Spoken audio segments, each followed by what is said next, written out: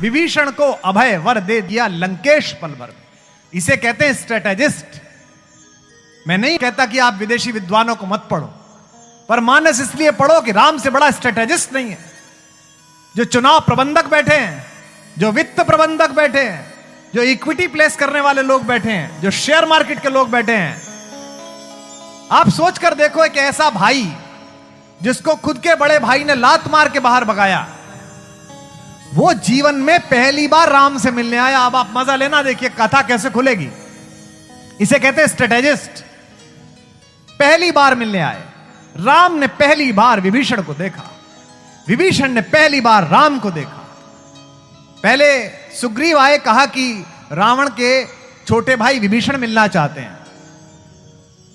तो वानरों के कुछ सेनापतियों ने कहा मत मिलिए, कोई पता नहीं क्या आदमी हो।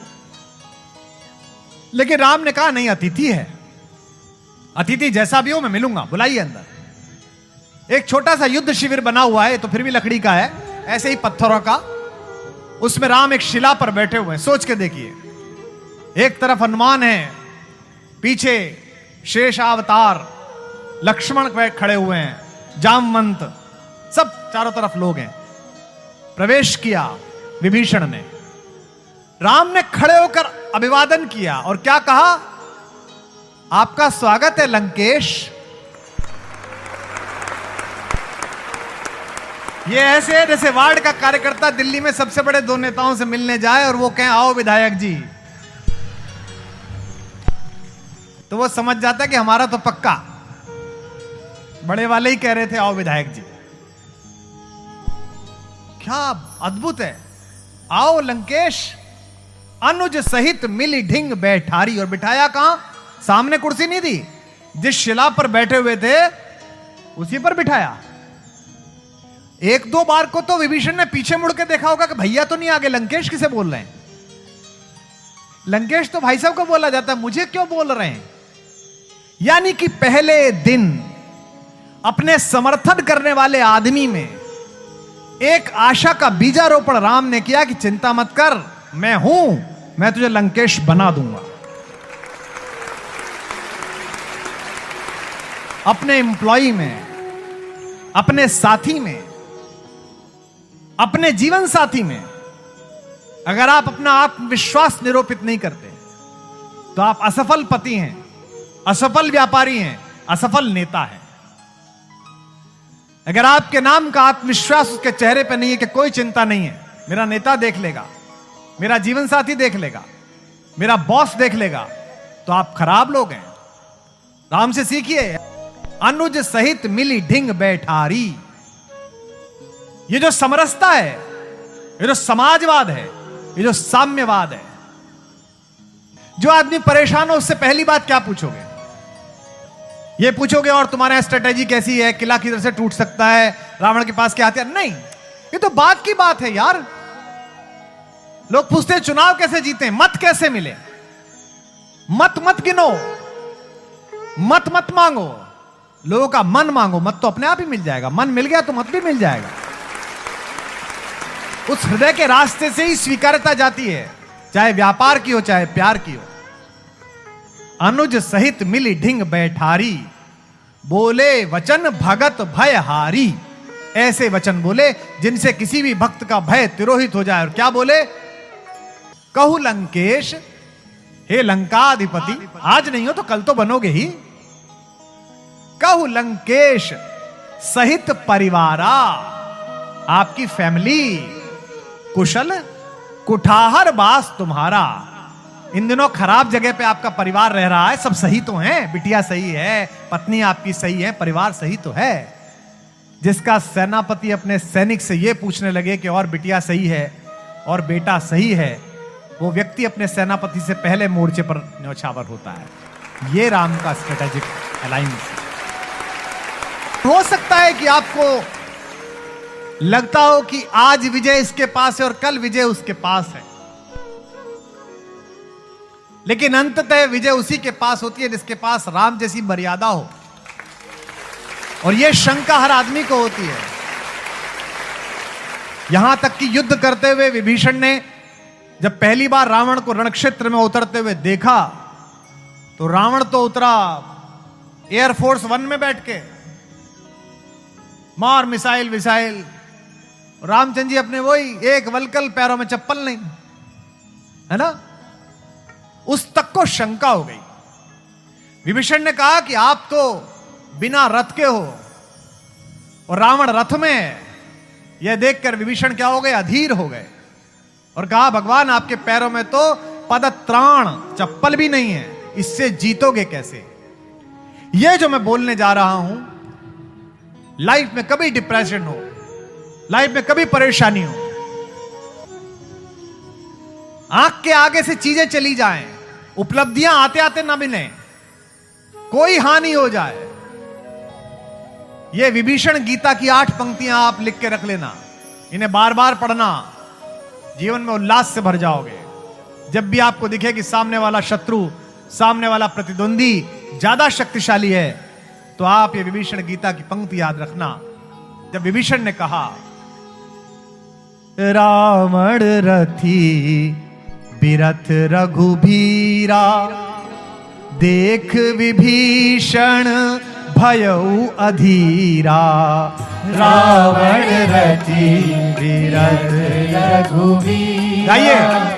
देख विभीषण भयउ अधीरा। कहता है नाथ न रथ नहीं तन पद त्राणा। आप तो रथ पर भी नहीं बैठे और आपके पैरों में चप्पल भी नहीं है। नाथ न रथ नहीं तन पद त्राणा, केहि विधि जितब वीर बलवाना।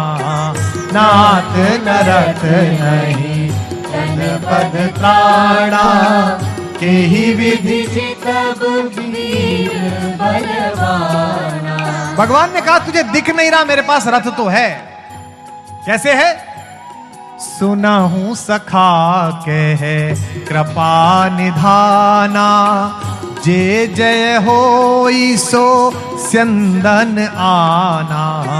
सुना हूं सखा कह कृपा निधाना, जिससे जय होती है, जिस स्यंदन से जय होती है, जिस रथ से जय हो सकती है, वो तुझे मैं बताता हूं। भगवान ने कहा मेरा रथ तुझे दिख नहीं रहा, लेकिन मेरे रथ में 2 चक्के लगे हुए हैं। किसके? पहला चक्का है शौर्य का और दूसरा चक्का है धीरज का।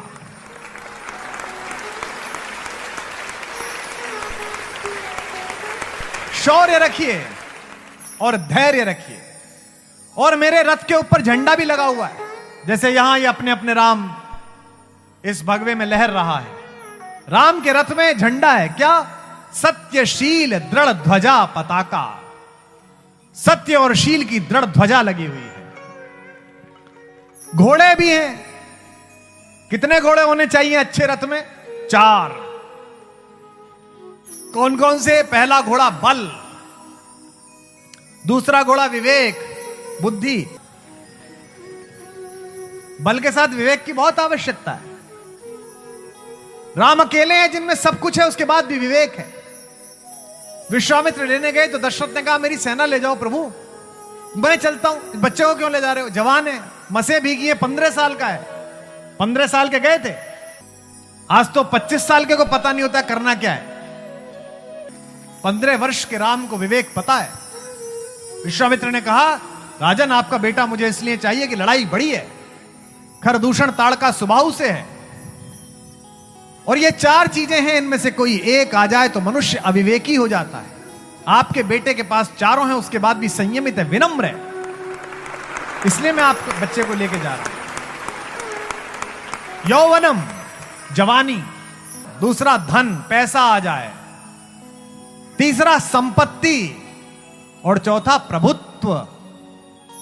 ये 4 में से एक मिल जाए तो मनुष्य पागल हो जाता है। हे राजा दशरथ आपका बेटा अद्भुत है कि उसके पास चारों हैं और फिर भी वो विवेकशील है, इसीलिए वो मर्यादा पुरुषोत्तम कहलाएगा, आगे चलकर राम कहलाएगा। बल विवेक दम परहित, और दूसरा दमन। दमन कैसा? खराब इच्छाओं का दमन। जवान लड़कों अपनी इच्छाओं को सीमाओं में बांधे रखो, वरना ये शौक गुनाहों में बदल जाते हैं। बल, विवेक और दम, यानी कि इच्छा पर अंकुश, और फिर क्या, परहित, दूसरे का हित। यह भारत है। और इन चारों घोड़ों के ऊपर एक रस्सी भी है, लगाम भी है। लगाम क्या है? क्षमा, माफ कर देना, कृपा, दूसरे पर कृपा करना। तीसरा समता, एक जैसे दिखें। ये रज्जू हैं जो इनको जोड़े हुए हैं। विभीषण से भगवान कहते हैं कि एक चीज और है, सारथी भी है मेरे रथ पर जो तुझे दिख नहीं रहा। वो कौन है? ईश भजन, भगवान का भजन। तो जिन भी सज्जन ने मुझसे सवाल पूछा था, मुझे लगता है कि उन्हें इसका उत्तर मिल गया होगा।